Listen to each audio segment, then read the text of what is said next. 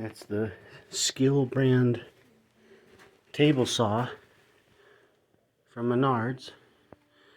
Ripping that 6x6 beam pretty effortlessly.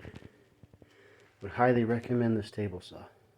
Although I wouldn't recommend doing the way I do it.